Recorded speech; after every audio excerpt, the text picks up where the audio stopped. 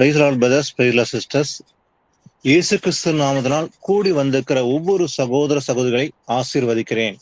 இன்றைக்கான தலைப்பு தெரிந்து கொள்ளப்பட்டவர்கள், அதே போல அழைக்கப்பட்டவர்கள். இவர்கள் யார்? இந்த வசனத்து நிமித்தமா நாம் பார்க்கும்போது ஆண்டவர் அநேகரை அழைக்கிறார், ஆனால் சிலரை மாத்திரமே தெரிந்து கொள்கிறார். Many are called, few are chosen அப்படின்னு இருக்கு இல்லையா? ஸோ இந்த many are called, few are chosen அப்படின்னு சொல்லும் போது அநேகரை ஆண்டவர் அழைக்கிறாரு, ஆனா சிலரை மாத்திரமே ஆண்டவர் தெரிந்து கொண்டிருக்கிறார். இந்த தெரிந்து கொள்ளப்பட்டவர்கள் யார்? இந்த தெரிந்து கொள்ளப்பட்டவர்கள் எதற்காக நாம் தெரிந்து கொள்ளப்பட்டிருக்கிறோம் என்று வசன நிமித்தமாக நாம் இன்று ஆராய்ந்து பார்ப்போம். அதுக்கு முன்பாக ஒரு முக்கியமான விஷயத்தை பார்க்கும்போது பேதுரு ஒரு விஷயத்தை கேட்கிறாரு. அதாவது மத்தேயு 19ஆம் அதிகாரத்துல பேதுரு ஒரு விஷயத்த கேட்கிறாரு ஆண்டவர்கிட்ட. அதுக்கு முன்பாக இயேசு கிறிஸ்து ஒரு விஷயத்த சொல்றாரு. பணக்காரனை குறித்து சொல்லும் போது ஒரு ஊமையா சொல்றாரு ஆண்டவர். அப்போ அதனால பேதுரு என்ன பண்றாரு? பேதுரு ஒரு கேள்வி கேட்கிறாரு. அப்படியானால் யார் ரட்சிக்கப்படக்கூடும் அப்படின்னு சொல்லி. ஏன்னா இயேசு கிறிஸ்து சொல்றாரு, ஐஸ்வர்யவான் தேவனுடைய ராஜ்யத்தில் பிரவேசிப்பதை பார்க்கிலும் ஒட்டகமானது ஊசின் காதில் நுழைவது எளிதா இருக்கும் என்று இயேசு கிறிஸ்து சொல்லும் போது அதை கேட்ட உடனே சீஷர்கள் அதெல்லாம் கேட்கறாங்க. இயேசப்பா பேசுறதை கேட்டு விட்டு அவங்க ஆச்சரியப்படுறாங்க. அப்படின்னா யார் ரட்சிக்கப்படக்கூடும் என்று ஒரு கேள்வியை கேட்கும் போது அதுக்கு இயேசு கிறிஸ்து பதில் சொல்றாரு. அவர் சொல்றாரு, முந்தினோர் அநேகர் பிந்தினோராயும், பிந்தினோர் அநேகர் முந்தினோராயும் இருப்பார்கள் என்று இயேசு கிறிஸ்து நம்முடைய சீஷர்களுக்கு பதில் கொடுக்கிறார். சோ இந்த வசனத்துக்கான அந்த அர்த்தத்தை ஒரு ஊமையாக 20ஆம் அதிகாரத்துல ஆண்டவர் அதற்கான முழு விளக்கத்தை ஒரு ஊமையோட ஆண்டவர் பேசுகிறார். சோ இன்றைக்கான தலைப்போட நாம் முதல் வசனத்தை ஆரம்பிக்கலாம், வாசிக்கலாம். முதல் வசனத்தை மத்தேயு 20ஆம் அதிகாரத்துல ஏன் அழைக்கப்பட்டவர்கள் அநேகரா இருக்கிறாங்க, தெரிந்து கொள்ளப்பட்டவர்கள் ஏன் சிலர் என்ற தலைப்புல நாம் பார்க்கலாம். முதல்ல மத்தேயு 20ஆம் அதிகாரத்துல அந்த ஊமையை ஆரம்பிக்கும் போது இயேசப்பா சொல்றாரு, பரலோக ராஜ்யம் வீட்டு எஜமானாகிய ஒரு மனுஷனுக்கு ஒப்பாய் இருக்கிறது என்று சொல்லிவிட்டு அதுக்கு ஒரு ஊமையை சொல்றாரு ஆண்டவர். அவன் தன் திராட்சை தோட்டத்துக்கு வேலை ஆட்களை அமர்த்த அதிகாலையில புறப்பட்டு போறான். அந்த எஜமான் போகும்போது என்ன பண்றான்? வேலை ஆட்களுடன் நாளுக்கு ஒன்று பணம் கூலி பேசி அவர்களை தன் திராட்சை தோட்டத்துக்கு அனுப்பினான். சோ அங்க போட்டு அந்த எஜமான் என்ன பண்றான்? வேலை ஆட்களை அந்த வேலை ஆட்களை தெரிந்து கொள்ளும்படி எஜமான் போயிட்டு அந்த கூலி ஆட்களை தெரிந்து கொண்டு அவங்களும் கூலிக்காக அவங்கள தேர்ந்தெடுக்கிறார் அந்த எஜமானன். எப்படின்னு பாத்தீங்கன்னாக்கா, நாள் ஒன்றுக்கு ஒரு பணம் என்று சொல்லி பேசி விட்டு அதற்கு ஒத்துக்கொள்ளும்படி அவங்கள தேர்ந்தெடுக்கிறார். இது பாத்தீங்கன்னா முதல்ல போறாரு அந்த எஜமானன். அதிகாலையிலே ஆரம்பிக்கிறாரு. சோ அதுக்கு அடுத்து பாத்தீங்கன்னா 3ஆம் மணி நேரம் சொல்லி இருக்கும். 3ஆம் மணி வேலையிலும் அதே போல 1ஆம் மணி நேரம் அதிகாலையிலே போறாரு. அதுக்கு அடுத்தது பாத்தீங்கன்னாக்கா 3ஆம் மணி வேலையிலும் அவன் புறப்பட்டு போய் கடை தெருவிலே சும்மா நிற்கிற வேறு சிலர் பார்த்துட்டு அந்த எஜமான் சொல்றாரு, நீங்களும் திராட்சை தோட்டத்துக்கு போங்கள் அப்படின்னு சொல்லி அவங்களுக்கு கூலிக்கு பேசி விட்டு நியாயப்படி உங்களுக்கு கூலி கொடுக்குறேன்னு சொல்லி அவங்களே 3ஆம் மணி நேரத்துல அதே போல அந்த எஜமான தேர்ந்தெடுக்கிறாரு. போயிட்டு அதே போல 6ஆம் மணி 9ஆம் மணி நேரம் வருது இல்லையா? இந்த 6ஆம் மணி 9ஆம் மணி நேரம் அதே போலதான் அங்க இருக்கிற ஆட்களை போயிட்டு நீங்களும் போங்க, அவனுக்கு கூலி கொடுக்குறேன் அப்படின்னு சொல்லிட்டு அவங்களே தேர்ந்தெடுக்கிறார். சோ அதிகாலையிலே போறாரு, 1ஆம் மணி நேரத்திலையும் 3ஆம் மணி வேலையிலும் போறாரு, 6ஆம் மணி வேலையிலும் போறாரு, 9ஆம் மணி நேரம். இப்போ 4 ஸ்டேஜ் பாக்குறோம் இல்லையா? கடைசியா பாத்தீங்கன்னாக்கா இந்த 11ஆம் மணி வேலையில் அப்படின்னு வரும். அதாவது இந்த 11ஆம் மணி வேலைன்ற போது சாயங்காலம் அப்படின்னு பாக்குறோம். ஒரு 5 மணில இருந்து 6 மணி தான் இந்த 11ஆம் மணி நேரம் பாக்குறோம். சோ 11ஆம் மணி வேலையில போயிட்டு கடைசியா அதாவது சாயந்தரத்துல சூரியன் அஸ்தமிக்கு முன்பாக போயிட்டு சும்மா நிற்கிற வேலை சிலரை கண்டுட்டு அந்த எஜமான் சொல்றாரு, நீங்கள் பகல் முழுவதும் இங்கே சும்மா நிற்கிறது என்ன என்று கேட்டான். அவங்க சொல்றாங்க, ஒருவனும் எங்களுக்கு வேலை கொடுக்கல, அதனாலதான் நாம இங்க நிக்கிறோம் அப்படி சொல்லும் போது அந்த எஜமான் சொல்றாரு, நீங்களும் திராட்சை தோட்டத்துக்கு போங்கள், நியாயப்படி கூலி பெற்றுக்கொள்வீர்கள் என்று சொல்லி அவங்களையும் அந்த 11ஆம் மணி நேரம் அதாவது கடைசி அதாவது சன்செட் முன்பாக சூரியன் அஸ்தமிக்கு முன்பாக கடைசியில வேலை இல்லாம இருக்கிற அந்த கடைசி இந்த 11ஆம் மணி நேரத்துல இருக்கிறவங்களையும் அழைச்சு உங்களுக்கு நான் வேலை கொடுக்குறேன், கூலி கொடுக்குற சொல்லி அவங்களையும் வேலைக்கு அந்த எஜமானன் ஆள் அனுப்புறாரு. சொல்லிவிட்டு பிறகு பாத்தீங்கன்னாக்கா இந்த 12ஆம் மணி நேரம் முடிஞ்சது இல்லையா, அதுக்கப்புறம் 6 மணிக்கு மேலதான் வந்து கூலி கொடுக்கும்படி எஜமான் வந்து வருவாரு. சோ அந்த வசனத்துல நம்ம வாசிக்கலாம். அடுத்து என்ன நடக்க போகுது, அந்த எஜமான் வந்து எப்படி கூலி கொடுக்கிறாரு அப்படின்ற இந்த ஊமையின் ரகசியத்தை நம்ம புரிஞ்சுக்கலாம். வாசிக்கலாம் 20ஆம் அதிகாரத்துல, மத்தேயு 20ஆம் அதிகாரம் 8 முதல் 16. சாயங்காலத்தில் திராட்சை தோட்டத்துக்கு எஜமான் தன் காரியக்காரனை நோக்கி, நீ வேலையாட்களை அழைத்து பிந்தி வந்தவர்கள் தொடங்கி முந்தி வந்தவர்கள் வரைக்கும் அவர்களுக்கு கூலி கொடு என்றான். அப்பொழுது 11ஆம் மணி வேளையில் வேலை அமர்த்தப்பட்டவர்கள் வந்து ஆளுக்கு ஒவ்வொரு பணம் வாங்கினார்கள். முந்தி அமர்த்தப்பட்டவர்கள் வந்து தங்களுக்கு அதிக கூலி கிடைக்கும் என்று எண்ணினார்கள். அவர்களும் ஆளுக்கு ஒவ்வொரு பணம் வாங்கினார்கள். வாங்கிக் கொண்டு வீட்டு எஜமானை நோக்கி, பிந்தி வந்தவர்களாகிய இவர்கள் 1 மணி நேரம் மாத்திரம் வேலை செய்தார்கள். பகலின் கஷ்டத்தையும் வெயிலின் உஷ்ணத்தையும் சகித்த எங்களுக்கு இவர்களை சமமாக்கினீரே என்று முறுமுறுத்தார்கள். அவர்களில் ஒருவனுக்கு அவன் பிரதியுத்தரமாக, சிநேகிதனே, நான் உனக்கு அநியாயம் செய்யவில்லை. நீ என்னிடத்தில் ஒரு பணத்துக்கு சம்மதிக்கவில்லையா? உன்னுடையதை நீ வாங்கி கொண்டு போ. உனக்கு கொடுத்தது போல பிந்தி வந்தவனாகிய இவனுக்கும் கொடுப்பது என்னுடைய இஷ்டம். என்னுடையதை என் இஷ்டப்படி செய்ய எனக்கு அதிகாரம் இல்லையா? நான் தயாளனாய் இருக்கிறபடியால் நீ வன்கணனாய் இருக்கலாமா என்றான்.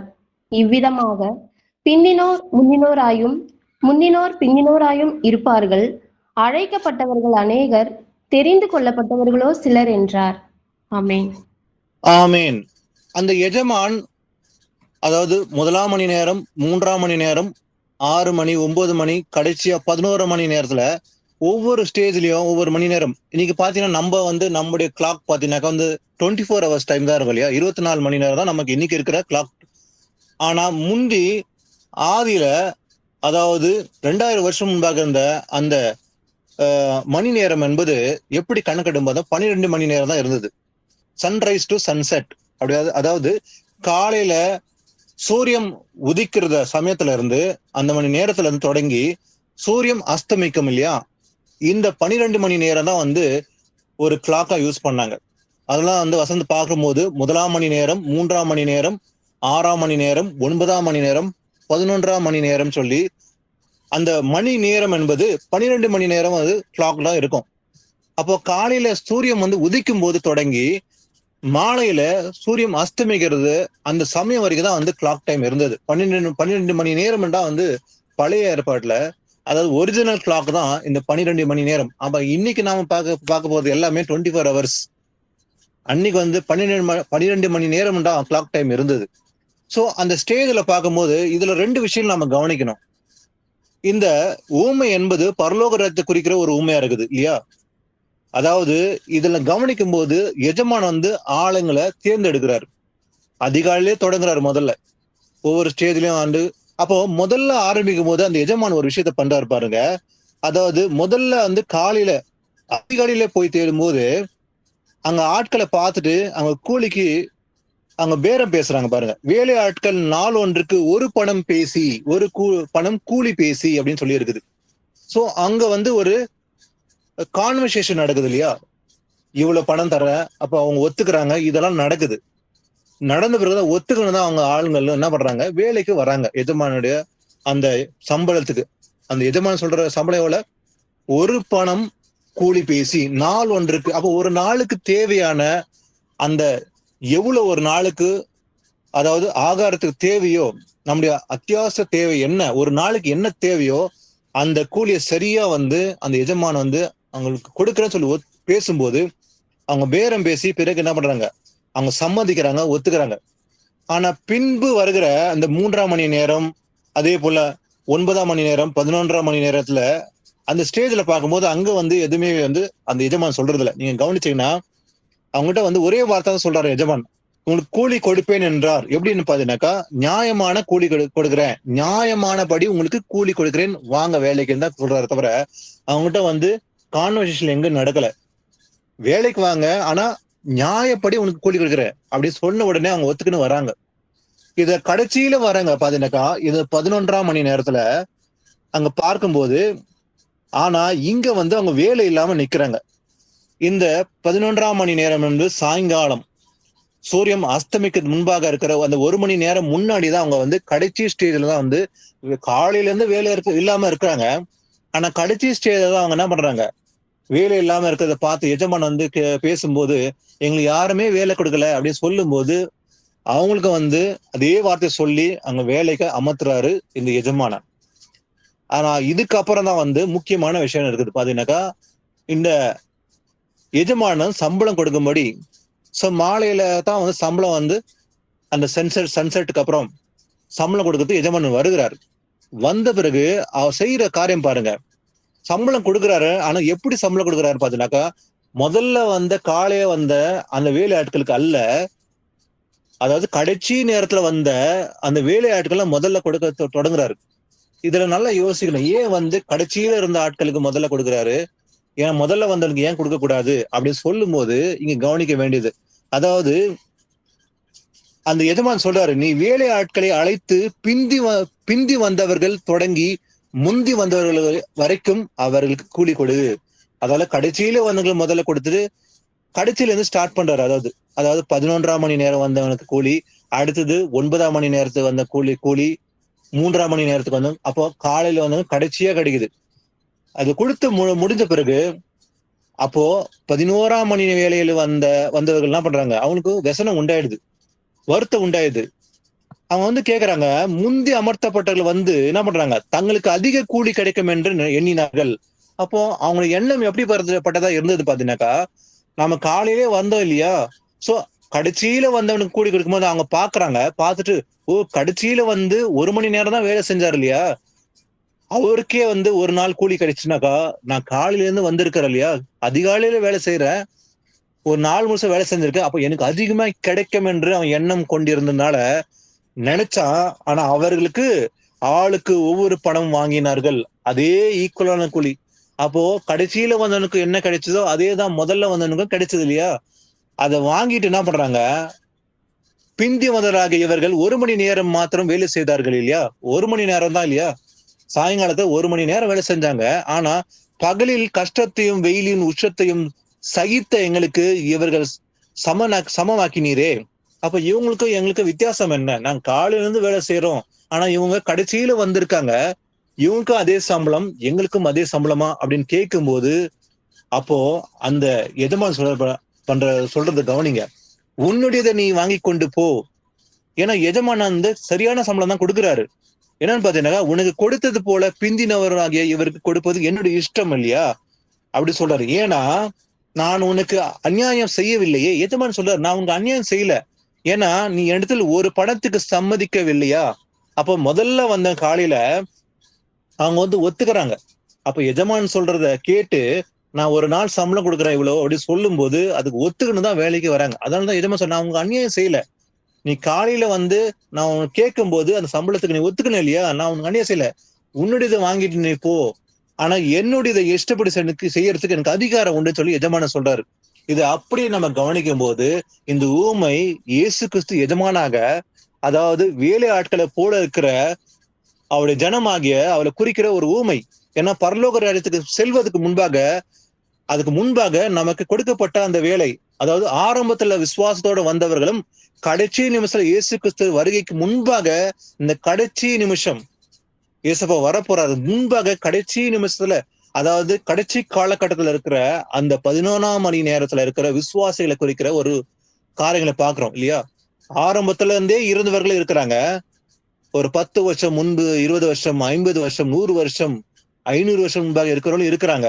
அதே போல கடைசியில இந்த 6 வருஷம் காலகட்டத்தில் முடிவுல இயேசுப்பா வருகைக்கு அந்த காலகட்டத்துல கடைசியில இருக்கிற அப்ப வந்து இயேசு கிறிஸ்துவை ஏற்றுக்கொண்டு விசுவாசிக்கிற உண்மையான விசுவாசிகள் இருக்கிறாங்க. ஆனா இவங்க எல்லாருக்குமே ஒரே ஒரு கூலிதான், அதுதான் நித்திய ஜீவன், பரலோக ராஜ்யத்துக்கு செல்வதற்கு. அதாவது ஒரே விசுவாசம் இல்லையா, ஒரே நம்பிக்கை.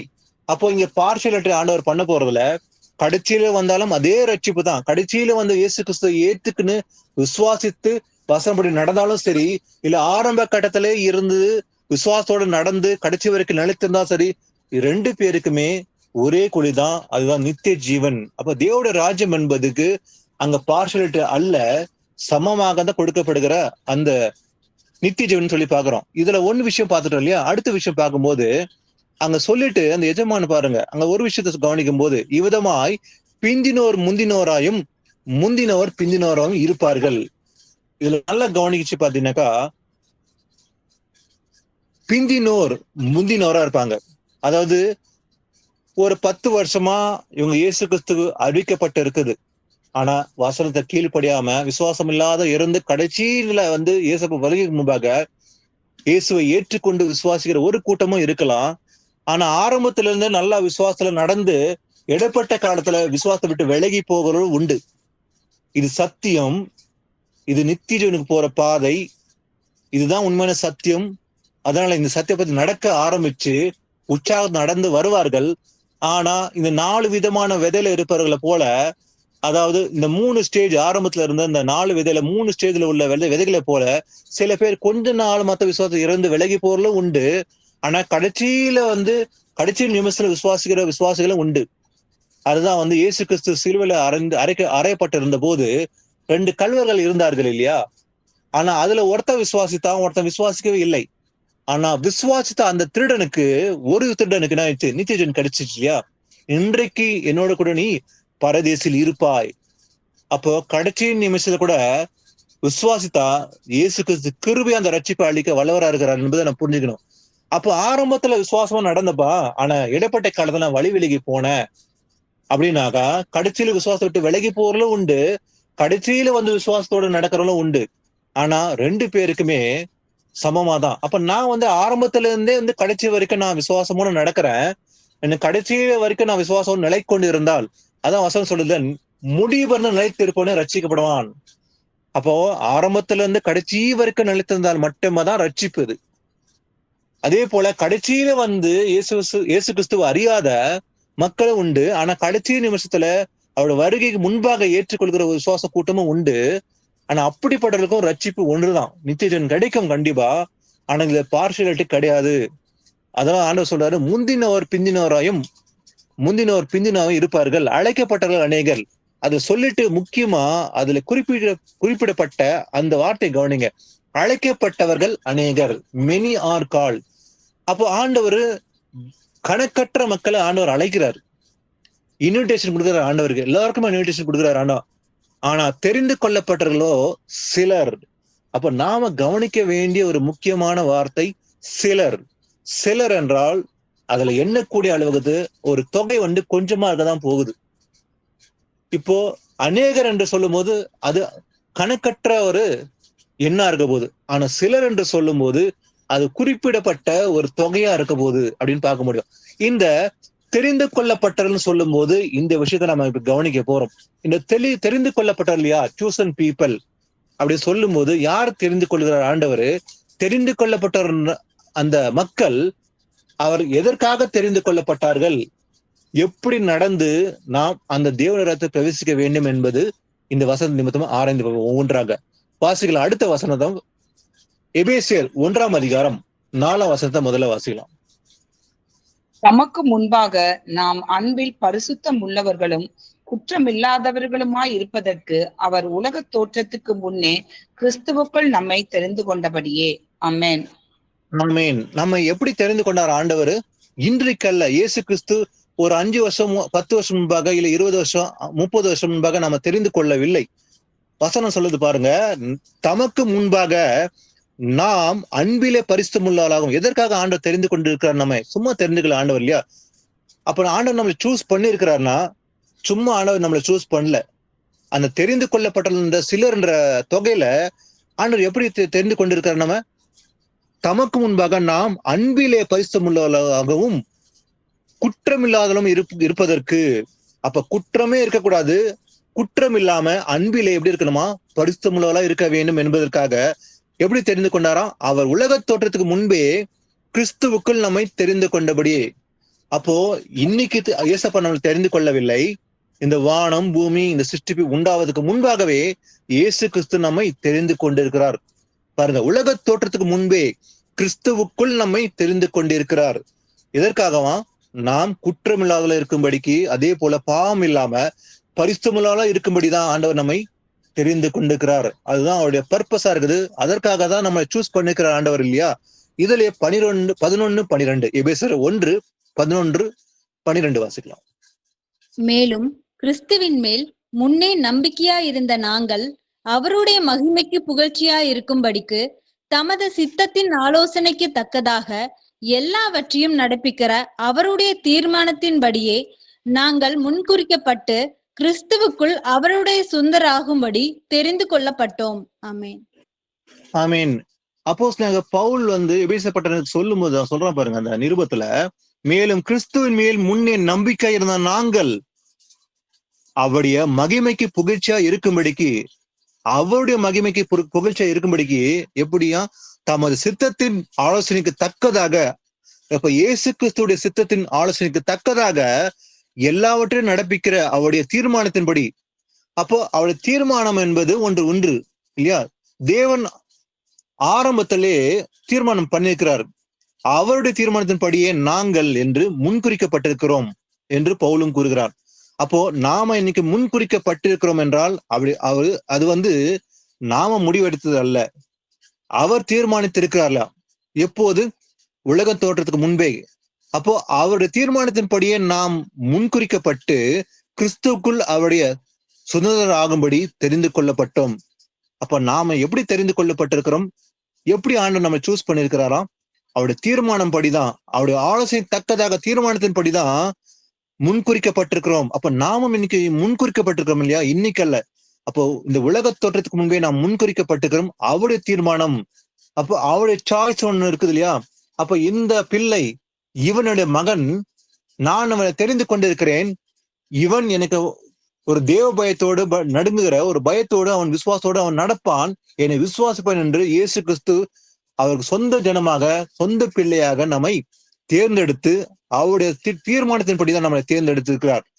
எதற்காக? அவருடைய சுதந்திரம் ஆகும்படி தெரிந்து கொள்ளப்பட்டிருக்கிறோம் என்று பவுல் சொல்வது போல நாமும் இன்னைக்கு தெரிந்து கொள்ளப்பட்டிருக்கிறோம். இந்த கடைசி நாளிலே, இந்த கடைசி நிமிஷத்துல, அதாவது இயேசப்பா வருகையின் முன்பாக இருக்கிற இந்த கடைசி காலகட்டத்துல அவருடைய வருகை முன்பாக நம்ம இயேசுக்கு தெரிந்து கொண்டிருக்கிறார். இன்னைக்கல்ல, உலக தோட்டத்துக்கு முன்பே நம்ம ஆண்டவர் தேர்ந்தெடுத்து வைத்திருக்கிறாராம். அவர் தீர்மானப்படிதான் அவருக்கு நம்மளை சூஸ் பண்ணிருக்கிறாராம். வாசிக்கலாம். 2 தெசலோனிக்கர் 2:13.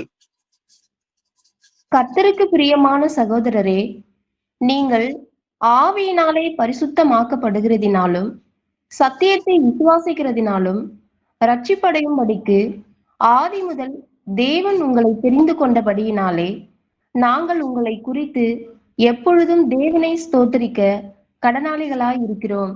ஆமென். ஆமென். பாருங்க, பவுல் சொல்றான், கர்த்தருக்கு பிரியமான சகோதரே, நீங்கள் ஆவியினால பரிசுத்தமாக்கப்படுவதனாலும்.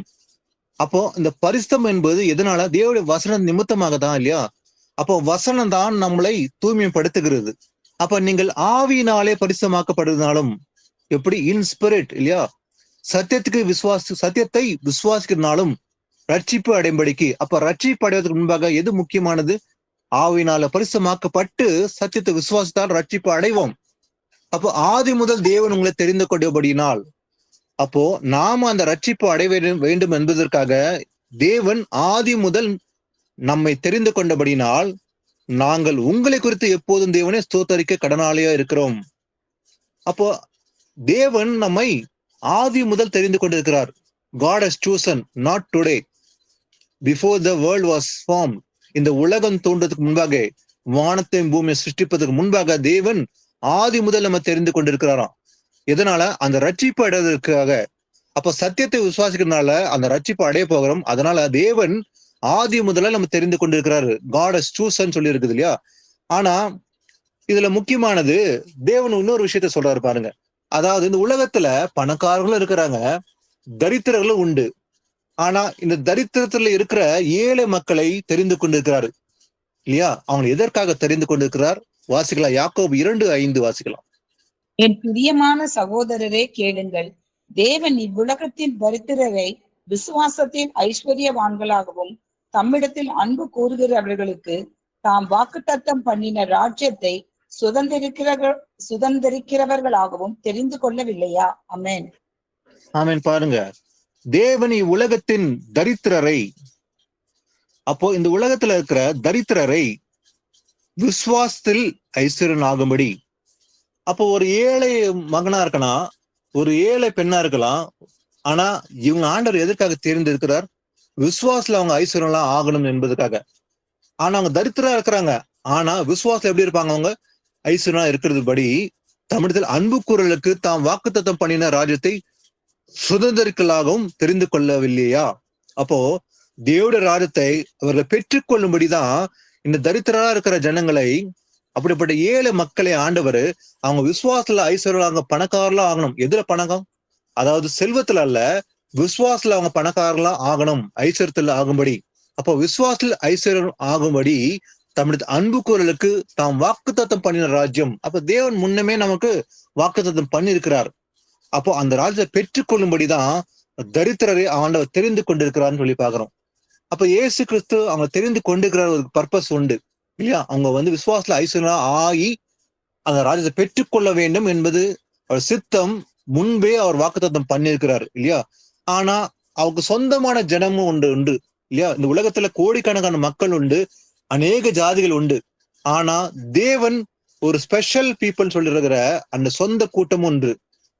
அதே போல இன்னைக்கு இயேசு கிறிஸ்து தெரிந்து கொண்டப்பட்டிருக்கிற அவருடைய பிள்ளைகள் அவர்கள் எப்படிப்பட்டவர்களா இருப்பார்கள்? ஆனா ஏழையா இருக்கலாம், ஆனா அவங்கள பார்த்து ஆண்டவர் சொல்றாரு, அதாவது ராஜரிக ஆசாரிய கூட்டம் சொல்லி சொல்றாரு. வாசிகளா 1 பேதுரு 2:9.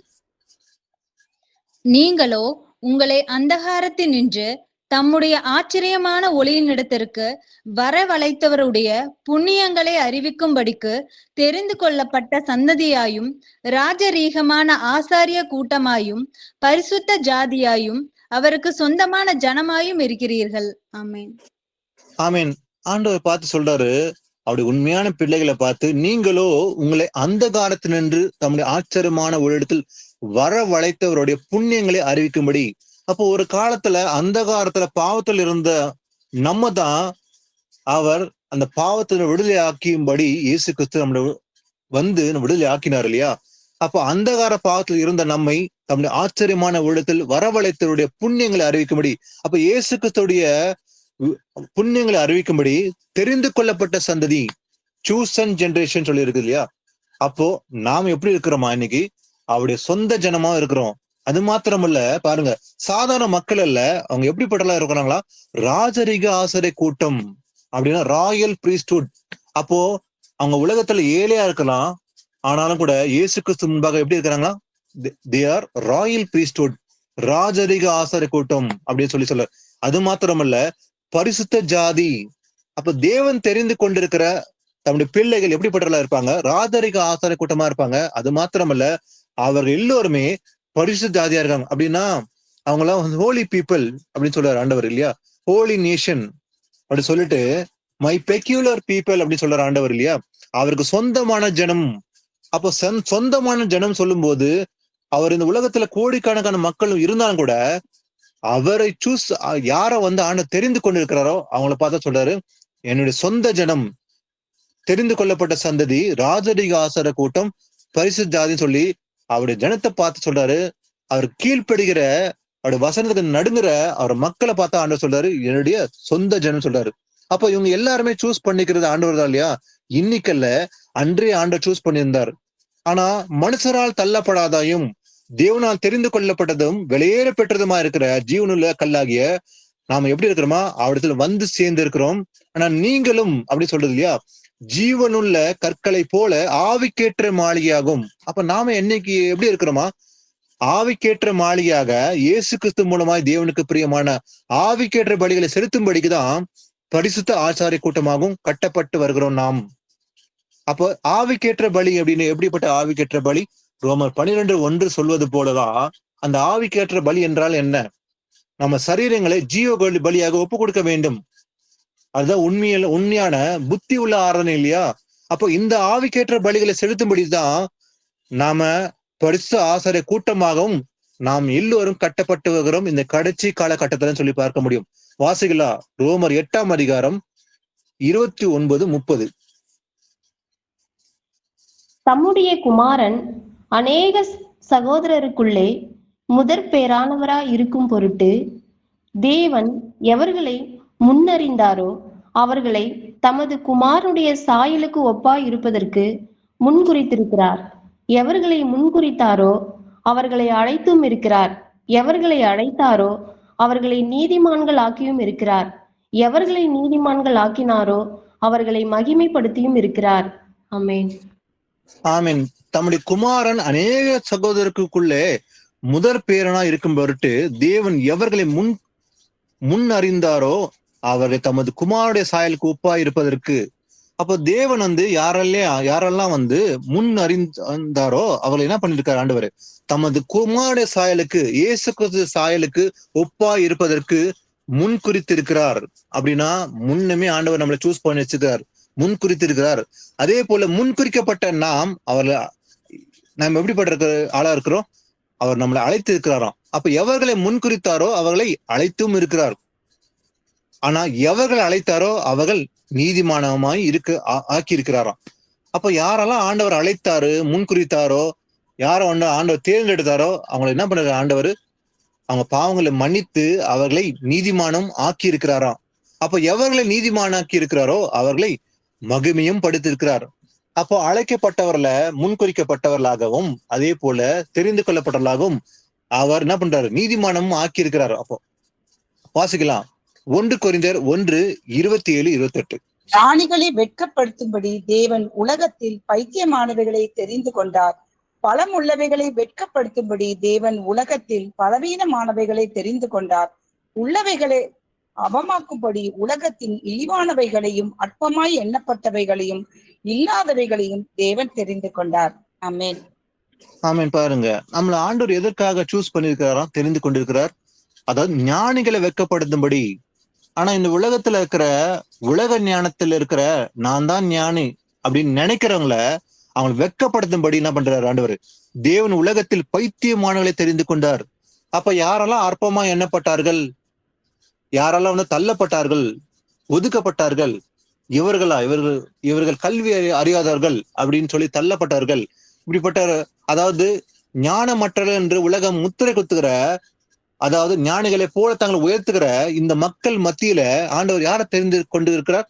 பைத்தியமான தெரிந்து கொண்டார் ஆண்டவர். பலவான்களை வெட்கப்படுத்தும்படி ஆண்டவர் என்ன பண்ணாரு? தேவன் உலகத்தில் பலவீனமானவர்களை தெரிந்து கொண்டார். அப்ப நாம் எல்லாருமே ஒரு காலத்துல பலவீனமானவர்களா இருந்தோம். நாமெல்லாம் பலம் இல்லாம பலவீனர்கள் போல இருந்தோம். ஆனா நம்ம தான் ஆண்டவர் தெரிந்து கொண்டிருக்கிறார். அப்போ உள்ளவர்களை அவமாக்கும்படி உலகத்தில் இழிவானவர்களை, அப்போ அற்பமா எண்ணப்பட்டவர்களை, அதாவது அவர்கள் வெட்கப்படுத்தும்படி அற்பமா எண்ணப்பட்டவர்களை இல்லாதவர்களையும் தேவன் தெரிந்து கொண்டார். அப்ப இப்படிப்பட்டவர்கள் ஆண்டவர் தெரிந்து கொண்டார் இல்லையா? அப்ப பேதுரு பெரிய ஞானியா? பேதுரு நல்லா படிச்சு பட்டம் வாங்கின ஒரு ஆளா? இல்ல.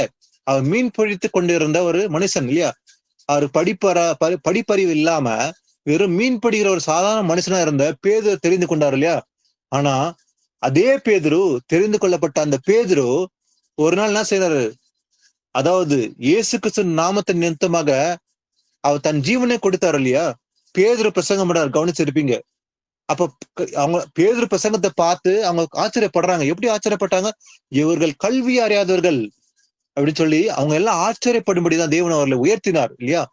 அப்போ அவங்களுக்கு உலக ஞானம் இல்ல, ஆனா தேவ ஞானத்தை பெற்ற பிறகு அதே பேதுரு, அதே யோவான் இவர்கள் எழுந்து பிரசங்கம் பண்ணும்போது அவங்க பார்த்து ஆச்சரியப்படுறாங்க.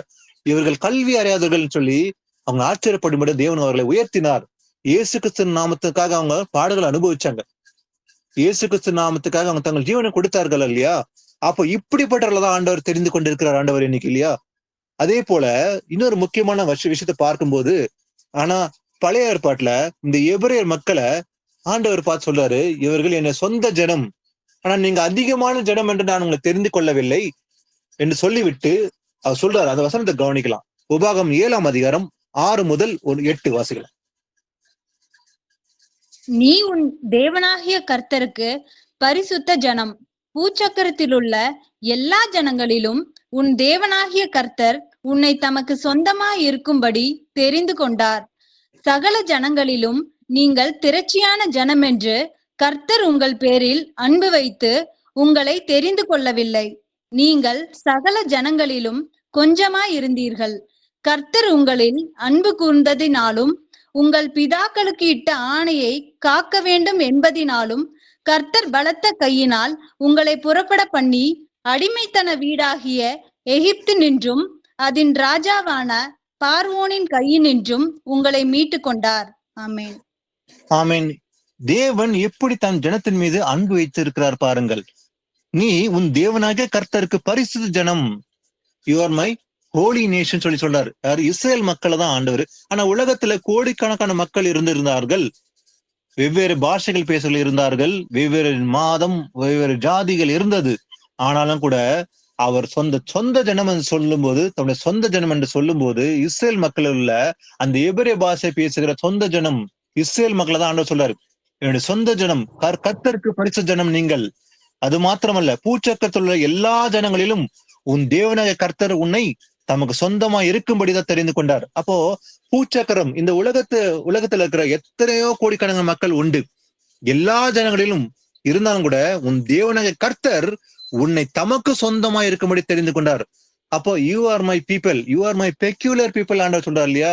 அப்போ கோடிக்கணக்கான மக்கள் ஜாதிகள் இருந்தாலும் கூட தன்னுடைய சொந்த ஜனம் என்று எல்லாரையும் சொல்லவில்லை. தெரிந்து கொள்ளப்பட்ட அவருடைய சொந்த ஜனம் எபிரேய மக்களை சொன்னார் ஆண்டவர். அன்னைக்கு சொல்லிட்டு சொல்றாரு ஆண்டவரு, சகல ஜனங்களில் நீங்கள் திரட்சியான ஜனம் என்று கர்த்தர் உங்கள் பேரில் அன்பு வைத்து உங்களை தெரிந்து கொள்ளவில்லை. எதனால தெரிந்து கொண்டாரா? நீங்க அதிகமான தொகையா இருக்கிறீங்கப்பா, அதனால உங்களை தெரிந்து கொள்ளவில்லை. ஆனா கர்த்தர் உங்களில் அன்பு கூர்ந்ததுனாலதான். அப்போ தேவன் உங்க மேல அன்பு வச்சிருந்தார் இல்லையா? அதனாலதான் உங்கள் பிதாக்களுக்கு இட்ட ஆணையை காக்க வேண்டும் என்பதினாலும் கர்த்தர் பலத்த கையினாலும் உங்களை புறப்பட பண்ணி அடிமைத்தனத்தின் வீடாகிய எகிப்திலிருந்து அந்த ராஜாவான பார்வோனின் கையினின்று உங்களை மீட்டு கொண்டார். அப்ப தேவன் உங்கள் மேல அன்பு வச்சு, அதே போல பிதாக்களுக்கு ஆபிரகாம், ஈசாக், யாக்கோபு கொடுத்த வாக்குத்தை நிறைவேற்றும்படிதான் அவங்க மேல அன்பு வச்சு பார்வோனின் அடிமைத்தனத்தில் அவங்களை மீட்டு கொண்டார் என்று பார்க்க முடியும். அப்ப தேவன் வைத்த அன்புதான் இல்லையா? அதனாலதான் ஆண்டவர் என்ன பண்ணாரு? இன்னைய சொந்த ஜனம் நீங்கள் என்று தமக்கு சொந்தமா இருக்கும்படிதான் ஆண்டவர் இந்த மக்களை ஆண்டவர் தெரிந்து கொண்டார். தெரிந்து கொள்ளப்பட்ட இந்த ஜனங்கள்ல எல்லாருமே கடைசி வரைக்கும் விசுவாசம் நிலைக்கல. சில பேர் முறுமுறுத்தார்கள், விழுந்து போனார்கள். சில பேர் சங்காரிக்கப்பட்டார்கள். ஆனாலும் கொஞ்சம் பேர் மீதியா இருந்து தப்பித்து அவர்கள் தேவன் மேல் விசுவாசம் வைத்தார்கள் என்று பார்க்க முடியும் அன்று. ஆனால் வாசிக்கலாம் 1 பேதுரு 1ஆம் அதிகாரம் 15-16. உங்களை அழைத்தவர் பரிசுத்தராய் இருக்கிறது போல நீங்களும் உங்கள் நடக்கைகள் எல்லாவற்றிலேயும் பரிசுத்தராய் இருங்கள். நான் பரிசுத்தர், ஆகையால் நீங்களும் பரிசுத்தராய் இருங்கள் என்று எழுதி இருக்கிறதே. ஆமென். ஆமென். அன்னைக்கு கர்த்தர் சொன்னது அதே வார்த்தை தான் இன்றைக்கும் சொல்லுகிறார். பழைய ஏற்பாட்டுல ஆண்டு சொன்ன அதே வார்த்தை தான் புதிய ஏற்பாட்டுல ஆண்டவர் அதே வார்த்தை தான் சொல்லுகிறார். இன்றும் கூட என்ன சொல்றாரு பாருங்க. எதற்காக நம்ம அழைத்திருக்கிறோம்? அவர் எப்படிப்பட்டவர்? நம்மளை அழைத்தவர் எப்படிப்பட்டவரா? உங்களை அழைத்தவர் பரிசுத்தரா இருக்கிறது போல. அப்போ அவர் பரிசுத்தர். அப்ப நம்முடைய தேவன் பரிசுத்தரா இருக்கிறதுனால நீங்களும் உங்கள் நடக்கை எல்லாவற்றையும் எப்படி இருக்க வேண்டுமா? பரிசுத்தமா இருங்கள். நான் பரிசுத்தர், ஆகையால் நீங்களும் பரிசுத்தமா இருங்கள் என்று எழுதியிருக்கிறதே. அப்போ புதிய ஏற்பாட்டுல சொல்லுகிற அதே வார்த்தை தான் அன்னைக்கு அந்த மக்களோட ஆண்டவர் சொன்னார். நான் பரிசுத்தர், ஆதலால் நீங்கள் உன் நடக்கை எல்லாவற்றிலும் பரிசுத்தமா இருங்கள் என்று இயேசு கிறிஸ்து சொன்னார். அப்போ நம்முடைய அழைத்த தேவன் சாதாரண தேவன் அல்ல, அவர் பரிசுத்தர். அப்போ அவருடைய மக்களும் எப்படி இருக்க வேண்டுமா? பரிசுத்தமா இருக்க வேண்டும். எப்படியா? உங்கள் நடக்கை எல்லாவற்றையும், நம்முடைய பேச்சு, நடை, நம்ம கையிட்டு செய்கிற காரியம் எல்லாவற்றிலும் எப்படி இருக்கணுமா? பரிசுத்தமா இருங்கன்ற ஆண்டவர் கட்டளையா கொடுக்கிறார். வாசிக்கலாம் 1 பேதுரு 3:9 வாசிக்கலாம்.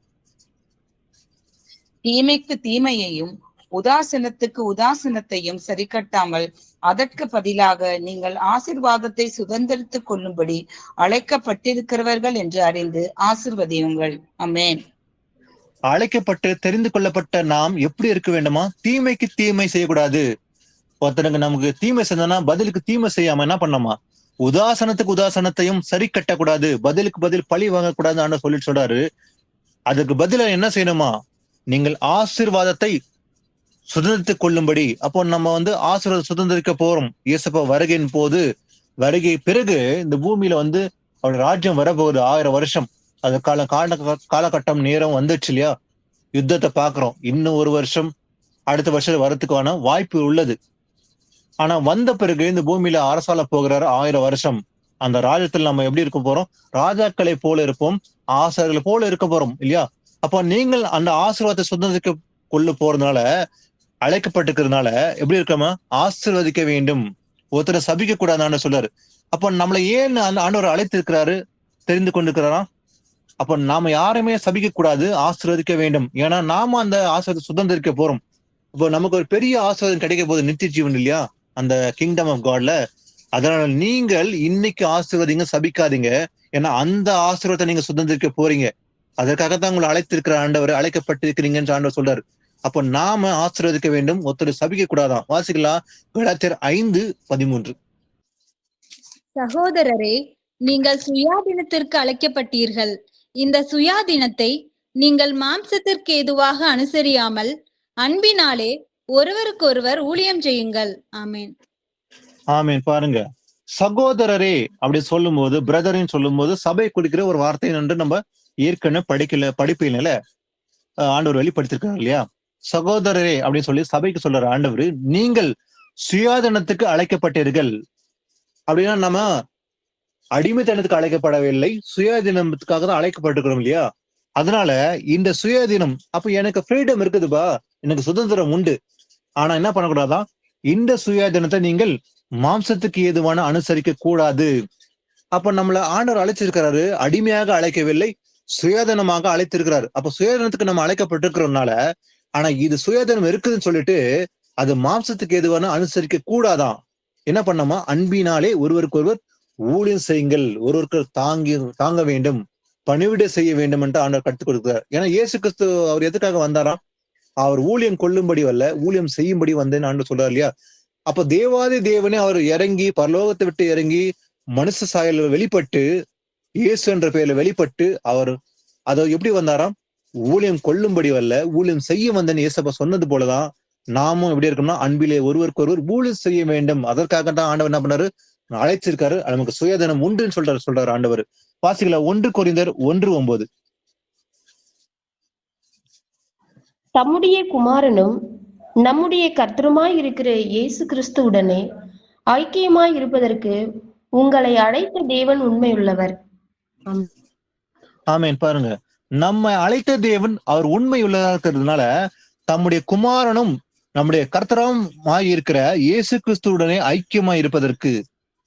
அப்போ நம்முடைய அழைத்த தேவன் எதற்காக அழைத்திருக்கிறாரா? இயேசு கிறிஸ்துவுடன் ஐக்கியமாய் இருப்பதற்கு நம்ம அழைத்திருக்கிறார்.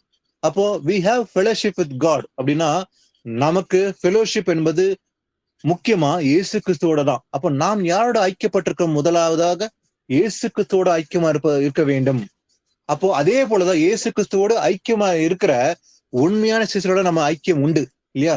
உலகத்துல அத்தனை மக்களோட நமக்கு ஐக்கியம் கிடையாது. ஃபெலோஷிப்னு சொல்லும் போது எல்லா மக்களோட நமக்கு ஐக்கியம் அல்ல. அப்ப இயேசு கிறிஸ்துவோட ஐக்கியமா இருக்குதா? அப்படின்னா நாம சபையில சீஷர்களோட தான் நம்ம ஐக்கியம் உண்டு. அதற்காகத்தான் நம்ம அழைக்கப்பட்டிருக்கிறோமா? வாசிகளா 2 தீமோத்தேயு 1:9. அவர் நம்முடைய கிரியைகளின்படி நம்மை ரட்சிக்காமல் தம்முடைய தீர்மானத்தின்படியும் ஆதி காலம் முதல் கிறிஸ்து இயேசுவுக்குள் நமக்கு அருளப்பட்ட கிருபையின்படியும் நம்மை ரட்சித்து பரிசுத்த அழைப்பினாலே அழைத்தார். ஆமென். ஆமென். தேவன் நம்ம எப்படி அழைத்திருக்கிறாராம்? பரிசுத்த அழைப்பினாலே அழைத்திருக்கிறாராம். ஏன்னா அவர் நம்முடைய கிரியையின்படி நம்மை ரட்சியாமல்.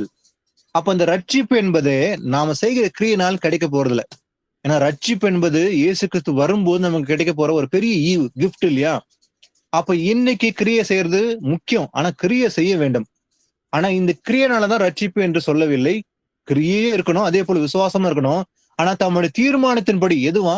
இந்த ரட்சிப்பு என்பது கிரியைகளின்படி அல்ல, தம்முடைய தீர்மானத்தின்படி ஆதி காலம் முதல் கிறிஸ்து இயேசுக்குள் நமக்கு அருளப்பட்ட கிருபையின்படி. அப்ப இந்த கிருபைனால தான் நம்ம ரட்சிப்பு உண்டு. ஆனா ரட்சிப்பு கிருபைனால சொல்லும் போது எப்படி அது அவருடைய தீர்மானப்படிதான் ஆதி காலம் முதல் கிறிஸ்து இயேசுக்குள் நமக்கு அருளப்பட்ட கிருபையின்படிதான் நம்ம ரட்சித்து பரிசுத்த அழைப்பினாலே நம்ம அழைத்தும் இருக்கிறார். அப்போ இந்த ரட்சிப்பு இயேசு கிறிஸ்து வரும்போது நமக்கு கிடைக்க போற ஒரு பெரிய ஈவா இருக்க போது அது அவர் தீர்மானம் பண்ணிருக்கிறாரு. இன்னைக்கல்ல, ஆதி காலம் முதலே இயேசு கிறிஸ்து நமக்கு அருளப்பட்ட இந்த கிருபையின்படிதான் நம்ம ரட்சிப்பை அடைய போகிறோம். அப்போ இந்த ரட்சிப்பு இயேசு கிறிஸ்து முன்னமே தீர்மானம் பண்ணி நமக்காக அந்த கிருபையினால தான் ரட்சிப்பை கொடுக்க போறாருன்னு சொல்லி ஆண்டவர் சொல்றாரு இல்லையா? வாசிக்கலாம் ரோமர் 11:28 முதல் 31.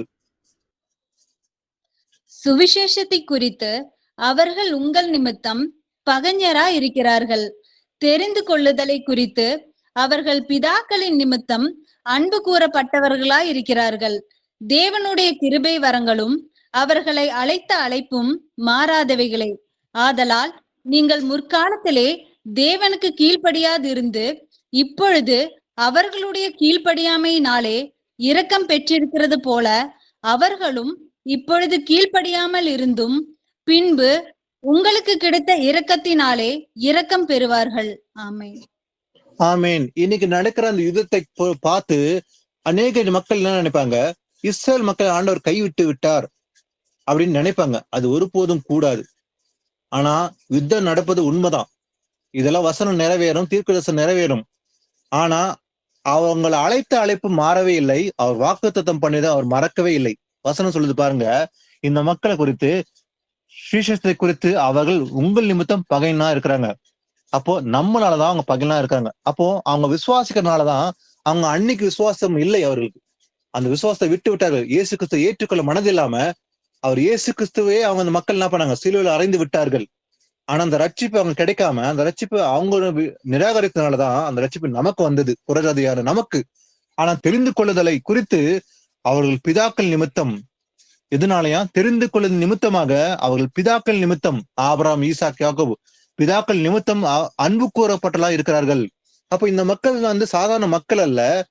ஆனா இந்த யூத மக்கள் இவர்கள் பிதாக்கள் நிமித்தம் அன்பு கூறப்பட்டலா இருக்கிறாங்க. இதனால தெரிந்து கொள்ளதுனாலதான். ஆனா தேவனுடைய கிருபை வரமும் அவர்கள் அழைத்த அழைப்பும் மாறாதவர்களே. அப்ப தேவனுடைய கிருபையும் சரி, அவங்களை அழைத்த அழைப்பும் ஒருபோதும் மாறவில்லை. அதனால நீங்கள் முற்காலத்திலே தேவனுக்கு கீழ்ப்படியாம இருந்து, அப்ப அன்னைக்கு நம்ம கீழ்ப்படியாம இருந்தோம் இல்லையா, இப்போது அவருடைய கீழ்ப்படியாமினாலே இரக்கம் பெற்றது போலவே. அப்போ அவங்க வந்து கீழ்ப்படியாம போனதுனாலதான் அதனால நமக்கு அந்த ரட்சிப்பு வந்தது இல்லையா. அதே போலதான் அவர்கள் இப்போது கீழ்ப்படியாமல் இருந்தும் கூட பின்பு உங்களுக்கு கிடைத்த இரக்கத்தினாலே இரக்கம் பெறுவார்கள் என்று இயேசப்பா சொன்னது போலதான் இனி வர காலம் நடக்க போகுது. அப்போ இந்த மக்களுக்கு விரோதமாக இன்னைக்கு தேசங்கள் எழும்பி யுத்தம் செய்யலாம், அதை ஆக்கிரமிக்கலாம். ஆனாலும் ஒரு கூட்டம் மக்கள் ஆண்டவர் மீதியா வைத்து அவர்கள் காப்பாற்றப்பட்டவர்களாக அவர் மேல் அன்பு கூறப்பட்டதுனாலதான், பிதாக்களின் இட்ட ஆணை நிமித்தமாக அவர்கள் அன்பு கூறப்பட்டவர்கள் தெரிந்து கொள்ளப்பட்ட இருக்கிறதுனாலதான் அந்த மக்களை ஆண்டவர் இயேசு கிறிஸ்து வரும்போது ரட்சிக்கப்படுறார். அப்போ இந்த மக்கள் இன்னைக்கு வந்து விசுவாசம் இல்லை, அவங்க ராணுவ பலத்தை நம்பி இருக்கிறார்கள். இந்த இஸ்ரேல் மக்கள் எப்படி இருக்காங்க, எங்களுக்கு அமெரிக்கா சப்போர்ட் செய்வாங்க, எங்களுக்கு யூகே சப்போர்ட் செய்வாங்க, அதனால அந்த ராணுவ பலத்து மேல அங்க வந்து நம்பிக்கை வைத்து உள்ளார்கள். ஆனா ஆண்டவர் மேல நம்பிக்கை இல்லாம அந்த முழு நம்பிக்கை வந்து ராணுவத்து மேலதான் வைத்திருக்கிறாங்க, டெக்னாலஜி, ராணுவம் என்று. ஆனா ஒரு டைம் வரப்போகுது, அவங்க எல்லாவற்றையும் இழந்து விட்டு இயேசு கிறிஸ்து மேல நம்பிக்கை வைத்து இயேசு கிறிஸ்து அழைக்கும் போது இயேசு கிறிஸ்து அவங்களுக்கு மேல இறங்குவார். ஏன்னா பிதாக்கள் நிமித்தம் அன்பு கூறப்பட்டவர்களா இருக்கிறாங்க.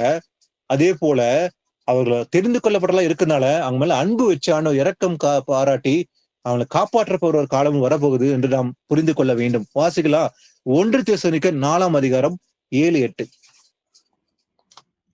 தேவன் நம்மை அசுத்தத்திற்கல்ல பரிசுத்தத்திற்கே அழைத்திருக்கிறார். ஆகையால் அசட்டை பண்ணுகிறவன் மனுஷரை அல்ல, தமது பரிசுத்த ஆவியை நமக்கு தந்தருளின தேவனையே அசட்டை பண்ணுகிறான். ஆமென். ஆமீன். ஒரு மனுஷன் இயேசு கிறிஸ்துவை ஏற்றுக்கொண்டு நடக்கிறான், விசுவாசிக்கிறான். அது ஒரு டைம் பீரியட் வரும்போது அவங்க அசட்டையா போறாங்க இல்லையா. அசட்டை என்றால் என்ன, தேவனை மறுதளிக்குது, இருத்துல பின்வாங்கி போய் தேவனை மறுதளித்து பின்வாங்கி போறதும் அசட்டை. ஆனா தேவன் நம்மை அசுத்தத்துக்கு அல்ல பரிசுத்தத்துக்கே அழைத்திருக்காரு. அப்ப நம்ம அழைத்த தேவன் எப்படிப்பட்டவர், அவர் பரிசுத்தர் இல்லையா. அதனால நம்ம பரிசுத்தத்துக்காக அழைத்திருக்கிறாரு. ஆனா அசட்டை பண்ணுகிறவன் மனுஷரை அல்ல. அப்போ ஒருத்தன் வந்து அசட்டை பண்றான்னா அவன் மனுஷனே அல்ல, தமது பரிசுத்தாவியை நமக்கு தந்தல்னு தேவனே அசட்டை பண்ணுகிறான். அப்போ சத்தியம் நல்லாவே தெரியும், தேவன் ஒருவனோட விசுவாசத்து வரவான், இயேசு கிறிஸ்து நாம ஞானஸ்நானம் பெற்றுக் கொள்கிறான், நடக்கிறான், சபைக்கு வரான், இது உண்மையா சத்தியம் என்று ஏற்றுக்கொள்கிறான். ஆனா போக போக போக ஒரு காலகட்டம் வரும்போது இயேசு கிறிஸ்து மறுதளிச்சு பின்வாங்கி போறாங்க இல்லையா. ஆனா இவங்க யார மறுதளிக்கிறாங்களா, பரிசுத்தாவியை தந்த அவங்க தேவனே அசட்டை பண்ணுகிறார்கள். அப்ப வானத்தையும் பூமியும் படைத்த சிருஷ்டி கர்த்தரை அவங்க என்ன பண்றாங்க, அசட்டை பண்ணுகிறார்கள். ஆனா இதுல யாராலும் இருக்கக்கூடும் இல்லையா, அழைக்கப்பட்டவர்களும் இருக்கக்கூடும், இல்ல தெரிந்து கொள்ளப்பட்டவர்களும் இருக்கக்கூடும். ஆனா அசட்டை பண்ணக்கூடாது. அசட்டை பண்ணினால் தேவனை அசட்டை பண்ணுகிறான், ஒருபோதும் செய்யக்கூடாதுன்னு ஆண்டவர் எச்சரிக்கிறார். வாசிக்கலாம், கலாத்தியர் 1:6-7 வாசிக்கலாம். உங்களை கிறிஸ்துவின் கிருபையினாலே அழைத்தவரை நீங்கள் இவ்வளவு சீக்கிரமாய் விட்டு வேறொரு சுவிசேஷத்திற்கு திரும்புகிறதை பற்றி நான் ஆச்சரியப்படுகிறேன். வேறொரு சுவிசேஷம் இல்லையே. சிலர் உங்களை கலகப்படுத்தி கிறிஸ்துவனுடைய சுவிசேஷத்தை புரட்ட மனதா இருக்கிறார்களே அல்லாமல் வேறல்ல. ஆமென். ஆனா இந்த கலாத்தியில் உள்ள சபையில் உள்ள விசுவாசிகள் ஆரம்பத்துல நன்றாய் நடந்தார்கள். ஆனா விசுவாசம் நடக்கும்போது ஒரு காலகட்டத்துல அவங்க பின்வாங்கி போற மக்களா இருந்தாங்க. அதெல்லாம் பவுலும் கண்டிக்கிறாங்க கலாத்திய சபையில உள்ள விசுவாசிகளை, புத்தி இல்லாத கலாத்தியரே அப்படின்னு சொல்லி. ஏன்னா அவங்க என்ன பண்றாங்க, பழைய பிரமாணத்தை மறுபடியும் கடைபிடிக்க போறாங்க. இது நியாயப்பிரமாணத்தை கடைபிடிக்க போறாங்க. அதனாலதான் பவுல் எச்சரிக்கிறான், புத்தி இல்லாத கலாத்தியரே. அவன் சொல்றான் பாருங்க, உங்களை கிறிஸ்துவின் கிருபினால அழைத்தவர் நீங்கள் இவ்வளவு சீக்கிரமாய் விட்டு வேறொரு சீஸ்தத்துக்கு திரும்பி போனதை பற்றி நான் ஆச்சரியப்படுகிறேன்னு சொல்லி பவுல் சொல்றான். ஆனா ஆரம்பத்தை விசுவாசமோன்னு நடக்கிறாங்க, இயேசு கிறிஸ்துவை ஏற்றுக்கொண்டு. ஆனா இந்த காஸ்பலை விட்டு அவங்க டைவர்ட் ஆகுறாங்க. அதனாலதான் பவுல கண்டிக்கிறான். கண்டிக்கும் போது இன்னொரு விஷயம் சொல்றான் பாருங்க, நான் ரொம்பவும் ஆச்சரியப்பட்டேன் அவங்கள பார்த்து. ஏன்னா கிறிஸ்துவின் கிருபினால அழைத்தவரை நீங்க என்ன பண்றீங்க, சீக்கிரமாய் விட்டு என்ன பண்றாங்க, வேறொரு சீசத்துக்கு நீங்க திரும்பி போனதை பார்த்து நான் ஆச்சரியப்படுகிறேன். ஏன்னா வேறொரு சுவிசேஷம் இல்லையே. சிலர் உங்களை கலகப்படுத்தி கிறிஸ்துவுடைய சுவிசேஷத்தை புரட்ட மனதா இருக்கிறதை அல்லாமல் வேறு ஒன்றும் இல்லை. அவங்க எதனால வழிவிலகி போனாங்க, தவறான காஸ்பலை கேட்டு அழைத்தவர் விட்டு டைவர்ட் ஆனதை குறித்தான் பவுலும் எச்சரிக்கிறான், அவனை கண்டிக்கிறான், ஆச்சரியப்படுகிறானா.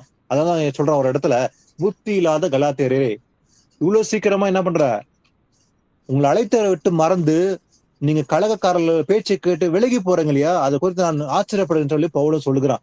அது அன்று மாத்திரமல்ல, இன்னைக்கு அவ்வளவுதான். ஆரம்பத்துல சத்தியத்தை ஏற்றுக்கொண்டு நடப்பார்கள், நன்றா நடப்பாங்க. ஆனா சில நேரங்கள்ல டைவர்ட் ஆறாங்க சில பேர். ஏன்னா இங்க வலது பக்கமா இடது பக்கமா எப்போது சாய்கிறார்களோ அவங்க வழி விலகி போகிறார்கள். அப்ப நமக்கு ஒரே ஒரு சுவிசேஷம் தான் உண்டு இல்லையா, 2 காஸ்பல் கிடையாது, ஒரே காஸ்பல். அப்ப இந்த சுவிசேஷத்தை விட்டு நாம் விலகி போக கூடாது. அன்னைக்கு கண்டித்தது போலதான் இயேசு கிறிஸ்து இன்னைக்கும் அதே தான் உணர்த்துகிறார். வாசிக்கலாம், பிலிப்பு 3:ஆம் பரம அழைப்பை குறித்து ஆண்டவர் சொல்லுகிற ஒரு வார்த்தையை பார்க்கலாம். பரம அழைப்பு என்றால் என்ன? பிலிப்பு 3:12-15.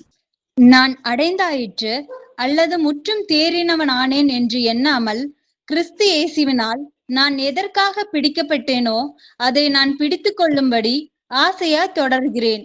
சகோதரரே, அதை பிடித்து கொண்டேன் என்று நான் எண்ணுகிறதில்லை.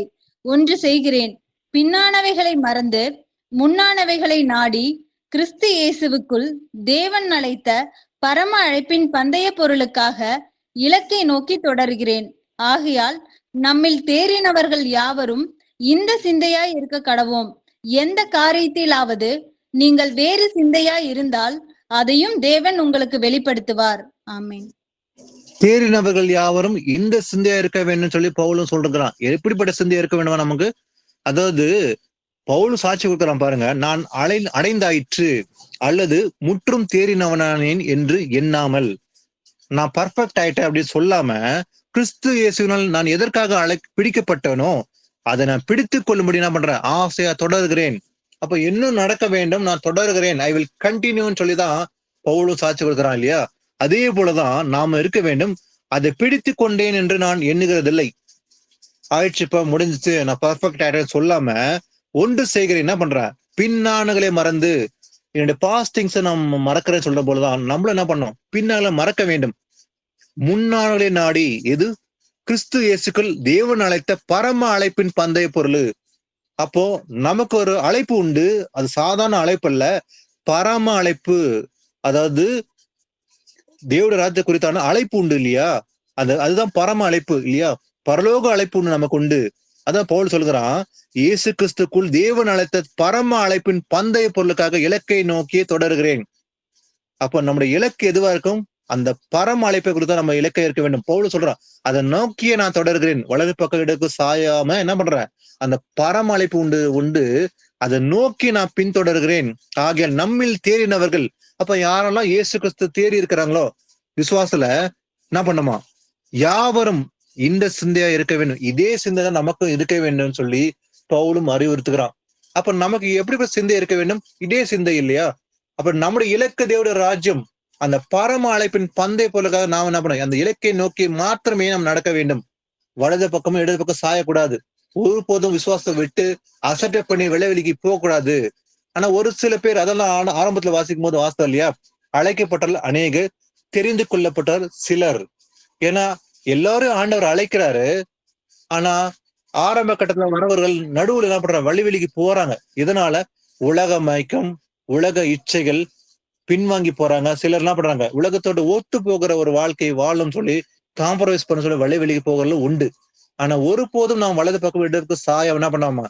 பரம அழைப்பின் பந்தை பொருளுக்காக என்ன பண்ணோம்? அந்த இலக்கை நோக்கி மாத்திரமே நாம் நடக்க வேண்டும் சொல்லி ஆண்டவர் நமக்கு அறிவுறுத்துகிறார். வாசிக்கலாம் அடுத்த வசனம் 1 தீமோத்தேயு 6:12-13 வாசிக்கலாம். விசுவாசத்தின் நல்ல போராட்டத்தை போராடு, நித்திய ஜீவனை பற்றிக்கொள்.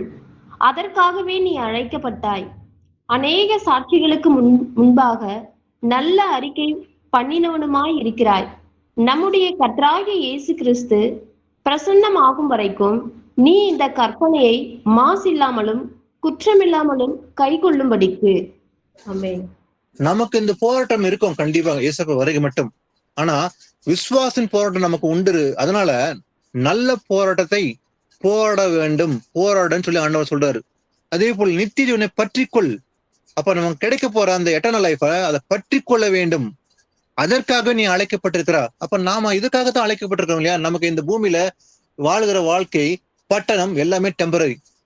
ஏன்னா நாம வாழ்கிற அந்த நகரம் கூட நித்தியமானவை கிடையாது இல்ல, இதெல்லாம் அநித்தியமானங்களே. ஆனா நித்தியமானது எது? தேவனுடைய ராஜ்யம் இல்லையா? அப்போ அதற்காக நீ அழைக்கப்பட்டிருக்கிறாய். அநேக சாட்சிகள் முன்பாக நல்ல அறிக்கை பண்ணின இருக்கிறாய். நம்முடைய கர்த்தராக இயேசு கிறிஸ்து பிரசன்னமாக்கும் வரைக்கும் நீ இந்த கற்பனை என்ன பண்ணமா? மாசு இல்லாமலும் குற்றமில்லாமலும் கை கொள்ள வேண்டும்.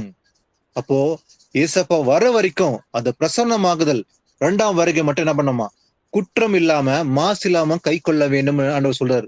வாசிக்கலாம் மத்தேயு 24:23-25 வரைக்கும் வாசிக்கலாம். அப்பொழுது இதோ கிறிஸ்து இங்கே இருக்கிறார், அதோ இருக்கிறார் என்று எவனாகிலும் சொன்னால் நம்பாதேயுங்கள். ஏனெனில் கள்ள கிறிஸ்துக்களும் கள்ள தீர்க்கதரிசிகளும் எழும்பி கூடுமானால் தெரிந்து கொள்ளப்பட்டவர்களையும் வஞ்சிக்கத்தக்கதாக பெரிய அடையாளங்களையும் அற்புதங்களையும் செய்வார்கள். இதோ முன்னதாக உங்களுக்கு அறிவித்திருக்கிறேன். ஆமென். ஆமென். இயேசு கிறிஸ்து அன்று ஒலிவ மலையில நம்ம சீஷரோட அங்க முக்கியமான விஷயத்த பேசி அவங்க எச்சரிக்கிறார். சோ அன்னைக்கு எச்சரிக்கப்பட்டது இன்னைக்கு நடந்து கொண்டுதான் இருக்குது. சோ இன்னைக்கு நடக்கிற விஷயத்த அன்னைக்கு ஏசப்பா 2000 வருஷம் முன்பாக எச்சரித்தார். அவர் சொல்றாரு பாருங்க, முன்னதாக உங்களுக்கு அறிவிக்கின்றேன். என்னவா? அதாவது கவனிக்க வேண்டிய நம்முடைய விஷயத்த பாத்தீங்கன்னாக்கா, தெரிந்து கொள்ளப்பட்டல வஞ்சிக்கும்படி சாத்தான முயற்சி பண்ணுவானா? யாரு? தெரிந்து கொள்ளப்பட்டல இங்கதான் கவனிக்க வேண்டும். ஏன்னா கிறிஸ்து இங்கே இருக்கிறார், அதோ அங்கே இருக்கிறார் என்று சொல்லும் போது நம்பவும் கூடாது, நம்பாதிருங்கள். ஏன்னா கள்ள கிறிஸ்துவர்களும் அது மாத்திரமல்ல, கள்ள தீர்க்கதரிசிகளும் எழும்பி, கள்ள கிறிஸ்தவர்கள் கள்ள தீர்க்கதரிசிகள் எழும்பி என்ன பண்ணுவாங்களா? கூடுமானால் என்ன பண்ணுவாங்க? தெரிந்து கொள்ளப்பட்டவர்களையும் வஞ்சிக்கத்தக்கதாக. அப்ப இவங்க யார வஞ்சிப்பார்கள்? இந்த ஃபால்ஸ் ப்ராஃபட்ஸ், ஃபால்ஸ் கிரைஸ்ட், இவங்களாம் என்ன பண்ணுவாங்க? தெரிந்து கொள்ளப்பட்டவர்களையும் வஞ்சிக்க முடியுமா? அதனாலதான் தெரிந்து கொள்ளப்பட்ட ரொம்ப ரொம்ப கேர்ஃபுல்லா இருக்க வேண்டும். வஞ்சிக்கத்தக்க பெரிய அற்புதம் அடையாளம் செய்வாங்க. செஞ்சாலும் சரி நம்ப கூடாது, போகாதிருங்கள். இதெல்லாம் நான் முன்னதாவே உங்களுக்கு சொல்லி எச்சரிக்கைன்னு சொல்லி ஏசப்பா அன்று சொன்னார். இன்னைக்கு நாம எச்சரிக்கை நடக்க வேண்டும் என்பதற்காக தான் இது முன்னமே நமக்கு அறிவித்து. அப்ப யார வஞ்சிப்பாங்க? இந்த கள்ள கிறிஸ்தவர்கள், கள்ள தீர்க்கதரிசிகள் தெரிந்து கொள்ளப்பட்ட வஞ்சிக்க முடியும். அப்ப தெரிந்து கொள்ளப்பட்ட ரொம்ப ரொம்ப கேர்ஃபுல்லா இருக்க வேண்டிய ஒரு விஷயமா இருக்குது இல்லையா? வாசிக்கலாம் கொலோசியர் 3:12-13. ஆகையால் நீங்கள் தேவனார் தெரிந்து கொள்ளப்பட்ட பரிசுத்தரும் பிரியருமாய் உருக்கமான இரக்கத்தையும் தயவையும் மனத்தாழ்மையும் சாந்தத்தையும் நீடிய பொறுமையும் தரித்துக்கொண்டு ஒருவருக்கொருவர் தாங்கி ஒருவர் பேரில் ஒருவருக்கு குறைபாடு உண்டானால் கிறிஸ்து உங்களுக்கு மன்னித்தது போல ஒருவருக்கொருவர் மன்னியுங்கள். ஆமென். ஆமென். நீங்கள் தேவனால் தெரிந்து கொள்ளப்பட்ட பரிசுத்தரும் பிரியமுமாய உருக்கமான இரக்கத்தையும் தயவையும் மனத்தாழ்மையும் சாந்தத்தையும் நீடிய பொறுமையும் தரித்து கொள்ள வேண்டும். இதெல்லாம் நாம் தரித்து கொண்டு என்ன பண்ணோமா, ஒருவருக்கொருவர் தாங்கி ஒருவர் பேரில் ஒருவர் குறை உண்டானால் என்ன பண்ணோம், மன்னிக்க வேண்டும். இதுதான் ரொம்ப ரொம்ப இம்பார்ட்டன்ட். கிறிஸ்து உங்களுக்கு மன்னித்தது போலவே நீங்கள் ஒருவருக்கொருவர் மன்னிங்கள். அப்ப மன்னிக்கிறது தான் ப்ரையாரிட்டி இல்லையா? அப்ப ஏசப்பா கற்றுக் கொடுக்கிற முதல் விஷயம் பார்த்தீங்கன்னா மன்னிக்க வேண்டும், ஒருவருக்கொருவர் மன்னிக்க வேண்டும், மனத்தாழ்மை தரித்துக் கொள்ள வேண்டும். அதே போல உருக்கம், மனத்தாழ்மை, சாந்தம், நீடிய பொறுமை இதெல்லாம் தரித்து கொண்டு ஆவி கனிகளோட ஒருவருக்கொருவர் மன்னித்து இருக்க வேண்டும். ஏன்னா நீங்க எல்லோருமே தேவனால் தெரிந்து கொள்ளப்பட்ட சந்ததி, பரிசுத்த ஜாதி, அதெல்லாம் நீங்க செய்ய வேண்டும் சொல்லி ஆண்டவர் சொல்றாரு. வாசிக்கலாம் 2 தீமோத்தேயு 2:9-10. இந்த சுவிசேஷத்து நிமித்தம் நான் பாதகன் போல கட்டப்பட்டு துன்பத்தை அனுபவிக்கிறேன். தெய்வ வசனமோ கட்டப்பட்டு இருக்கவில்லை. ஆகையால் தெரிந்து கொள்ளப்பட்டவர்கள் கிறிஸ்து இயேசுவினால் உண்டான ரட்சிப்பை நித்திய மகிமையோடு பெற்றுக்கொள்ளும்படி சகலத்தையும் அவர்கள் நிமித்தமாக சகிக்கிறேன். ஆமென். பவுல் சொல்றான், இந்த சுவிசேஷத்து நிமித்தம் நான் பாதகன் போல கட்டப்பட்டிருக்கிறேன், அதனால துன்பத்தை அனுபவிக்கிறேன் அப்படின்னு பவுல் சொல்றான். தேவ வசனமும் கட்டப்பட்டு இருக்கவில்லை. அப்போ இயேசு நாமத்தின் நிமித்தமாக நான் கட்டப்பட்டு துன்பத்தை அனுபவிக்கிறேன், ஆனாலும் கூட தேவ வசனம் கட்டப்பட்டு இருக்கவில்லை. ஆகையா தெரிந்து கொள்ளப்பட்டவர்கள், யாரையும் தெரிந்து கொள்ளப்பட்டவர்கள் கிறிஸ்து இயேசுவினால் உண்டான அந்த ரட்சிப்பை நித்திய மகிமையோடு பெற்றுக்கொள்ளும்படி. அப்போ யாரெல்லாம் தெரிந்து கொள்ளப்பட்டார்களோ அவர்கள் அந்த ரட்சிப்பை பெற வேண்டும், அந்த நித்திய மகிமையோடு அதை பெற்றுக்கொள்ளும்படி சகலத்தை என்ன பண்ற, அவர்கள் நிமித்தமாக சகிக்கிறேன்னு சொல்லி பவுல் சொல்றான். அப்ப பவுல் ஒரு நல்ல ஊழியக்காரனா இருந்தான். ஆனா இது எல்லாத்தையும் சகிக்கிறானா, ஏன்னா தெரிந்து கொள்ளப்பட்டவர்கள் அந்த ரட்சிப்பு அடைய வேண்டும், நித்திய மகிமை பெற்றுக்கொள்ள வேண்டும் என்பதற்காக என்ன பண்றேன், நானு சகிக்கிறேன்னு சொல்லி பவுல் சொல்றான்.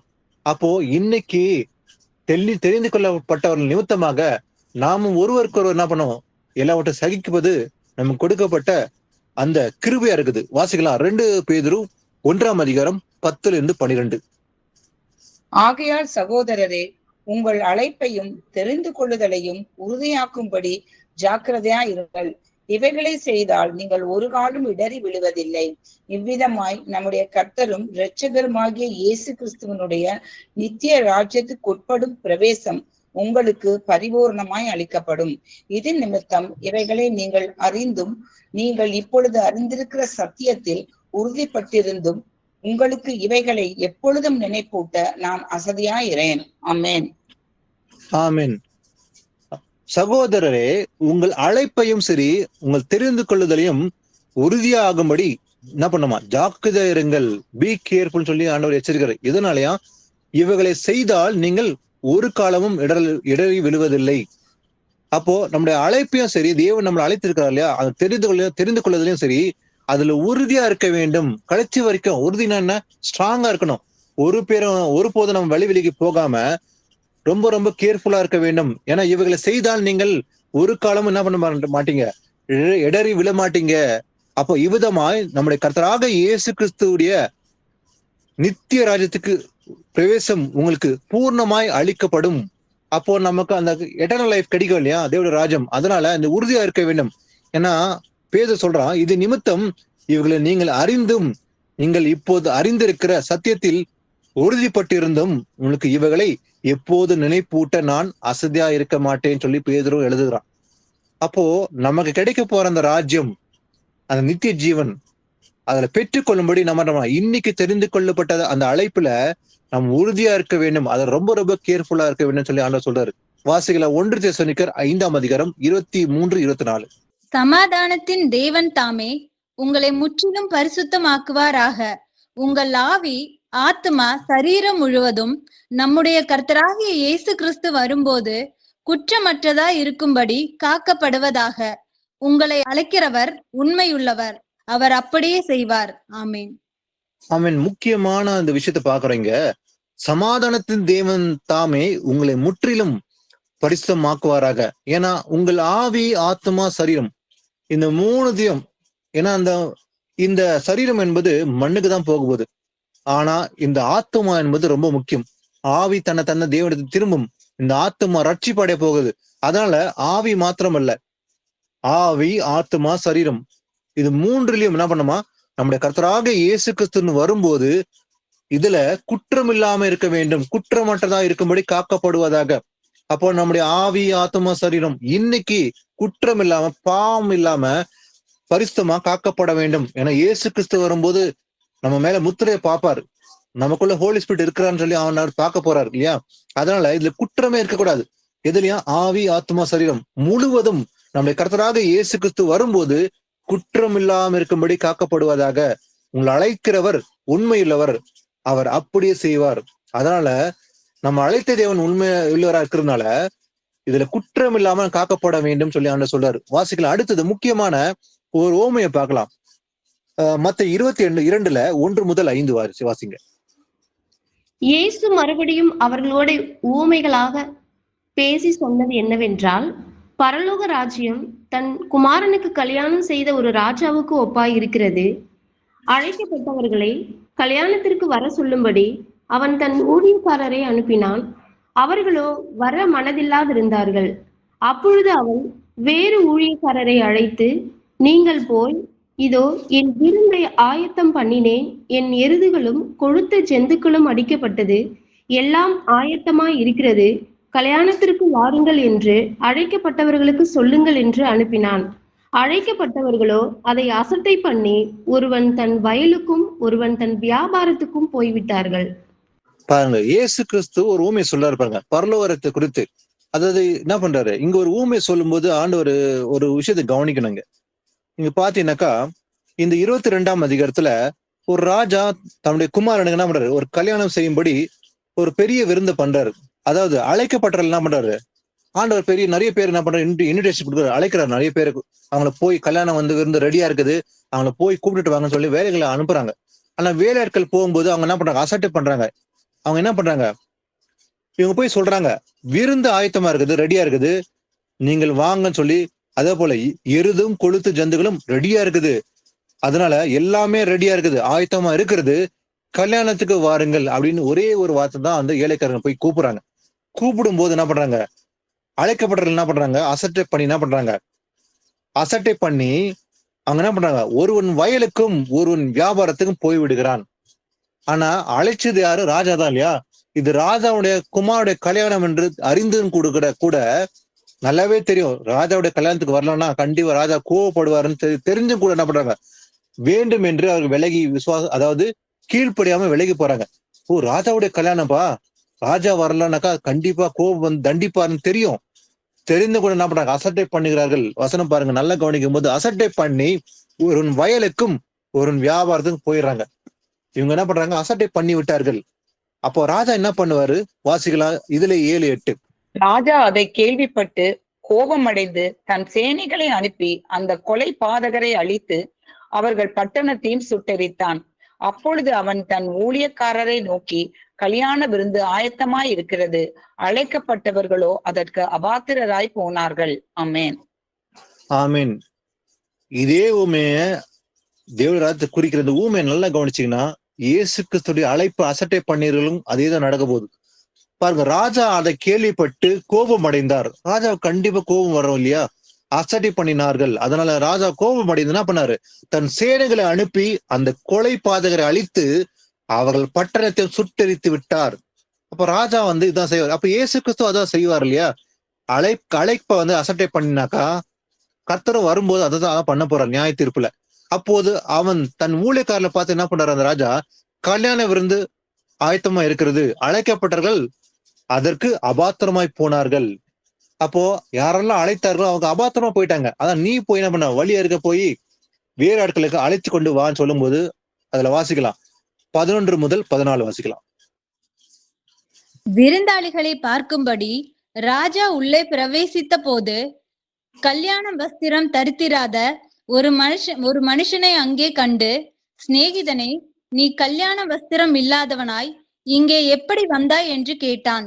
அதற்கு அவன் பேசாமல் இருந்தான். அப்பொழுது ராஜா பணிவிடக்காரரை நோக்கி, இவனை கையும் காலும் கட்டி கொண்டு போய் அழுகையும் பற்கடிப்பும் உண்டாயிருக்கிற புறம்பான இருளிலே போடுங்கள் என்றான். அந்தபடியே அழைக்கப்பட்டவர்கள் அநேகர், தெரிந்து கொள்ளப்பட்டவர்களோ சிலர் என்றார். ஆமீன், ஆமீன். நல்லா கவனிச்சீங்கன்னா, ஏசப்பா வந்த பிறகு வரும்போதுதான் செய்ய போறார்.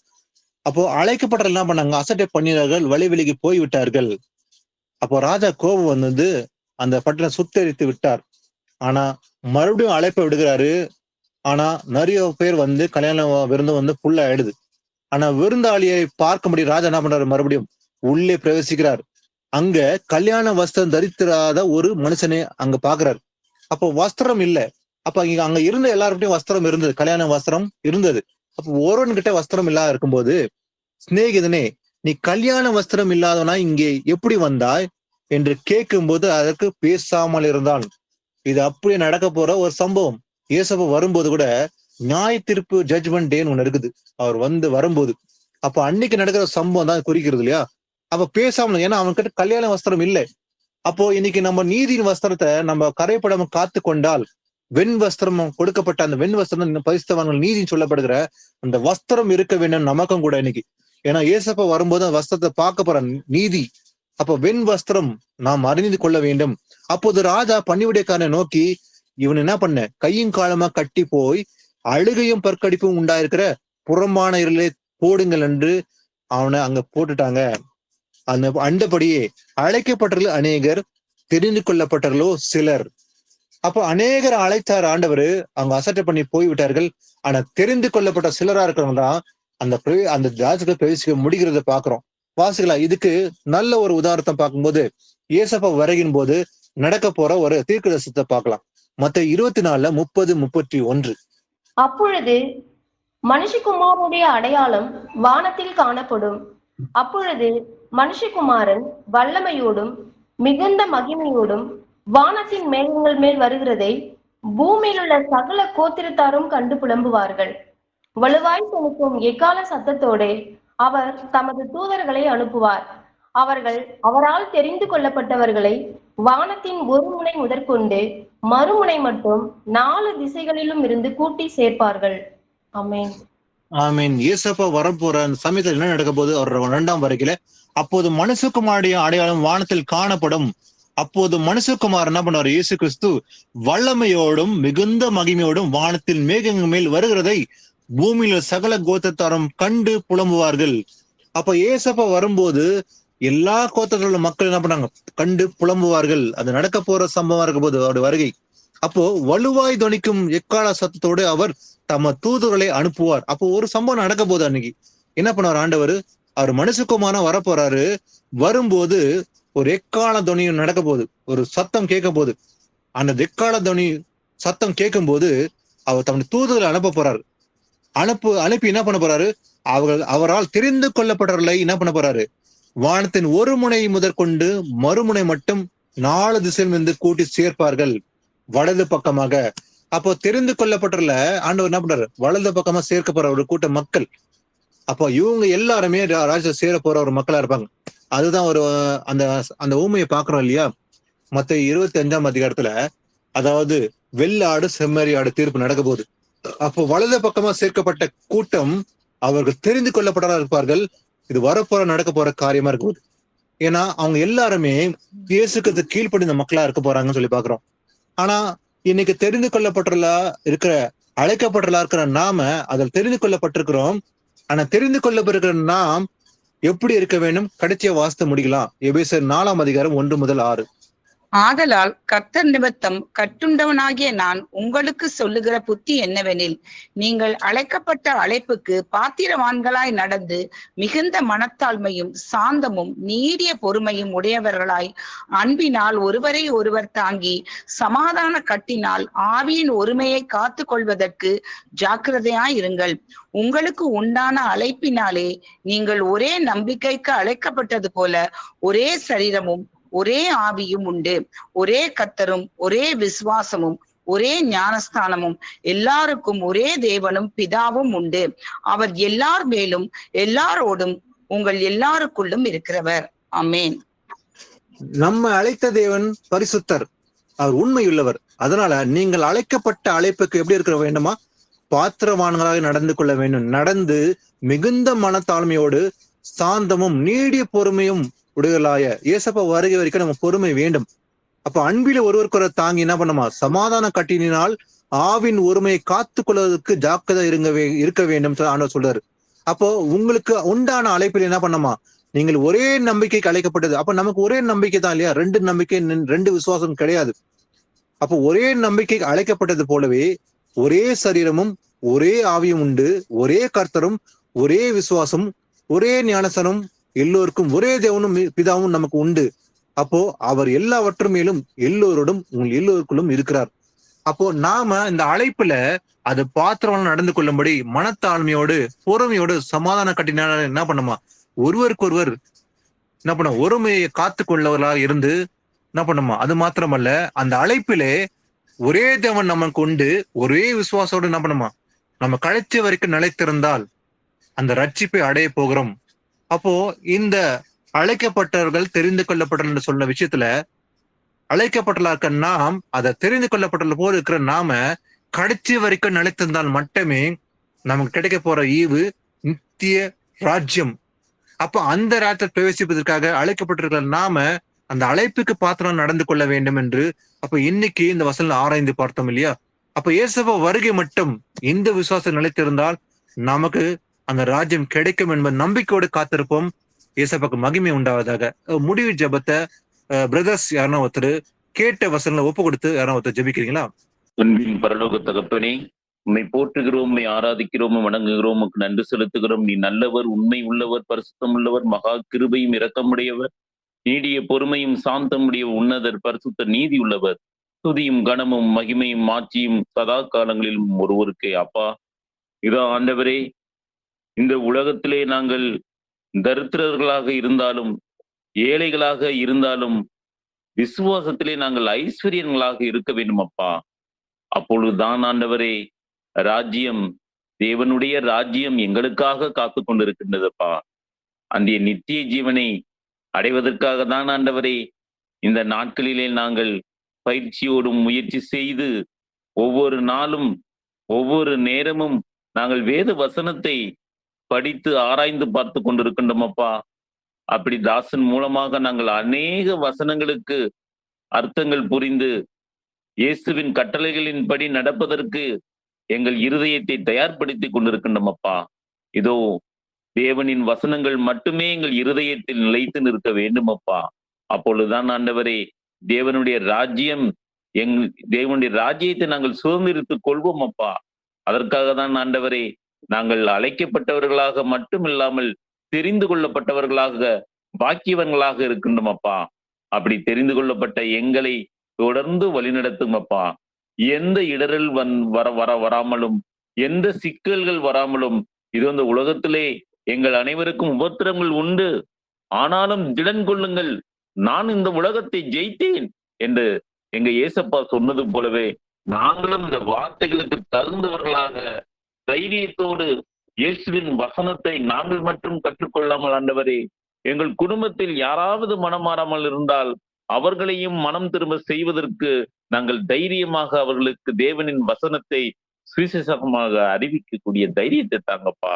எங்கள் குடும்பத்தில் மாத்திரம் அல்ல ஆண்டவரே, நாங்கள் வேலை பார்க்கின்ற இடத்திலும் கூட, எங்கள் அண்டை வீட்டார்களும் கூட ஆண்டவரே, யார் யாரெல்லாம் நாங்கள் பார்க்கின்றோமோ எங்கள் சகோதரர் சகோதரிகள் அனைவரையும் ஆண்டவரை யாரும் மனம் திரும்பாமல் இருக்கின்றார்களோ அவர்களையும் நாடி தேடி ஓடி சென்று ஆவலோடு இயேசுவின் வசனத்தை சுவிசேஷமாக அறிவிக்கக்கூடிய அந்த தைரியத்தை பெறுவதற்கு நாங்கள் ஒவ்வொரு நாளும் ஆண்டவரே, இயேசுப்பா எங்கள் இருதயத்தில் இருக்கின்றார், எங்கள் இருதயம் அவருடைய ஆலயமாக இருக்கின்றது. நான் இந்த உலகத்தில் எந்த மனுஷனுக்கு நான் பயப்பட வேண்டும்?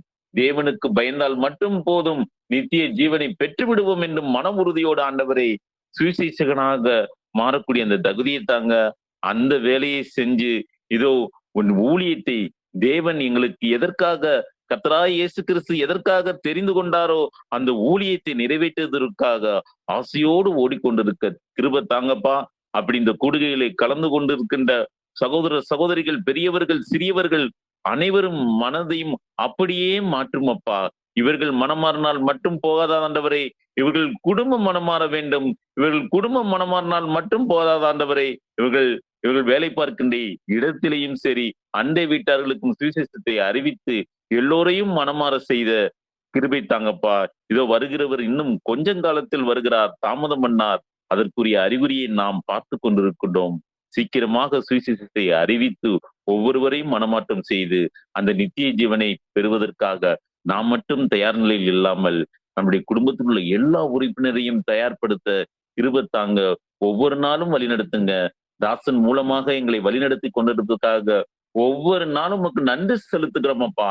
அந்த விதத்திலே ஆண்டவரே எங்கள் இருதயம் என்றென்றும் ஆண்டவரை பரிசுத்தமாக இருதயமாக இருக்க, எங்கள் நடக்கைகள் பரிசுத்தமாக இருக்க கிருபை தருவீங்க என்று நம்பிக்கையோடு நாங்கள் இனிவரும் நாட்கள் ஓடிக்கொண்டிருக்க கிருபை தருவீங்க என்று நம்பிக்கையோடு ஜெபிக்கிறோம் எங்கள் ஜீவனுள்ள நல்ல பிதாவே. ஆமேன். ஆமீன். ஆமீன். Thank you brother sister. Praise the Lord.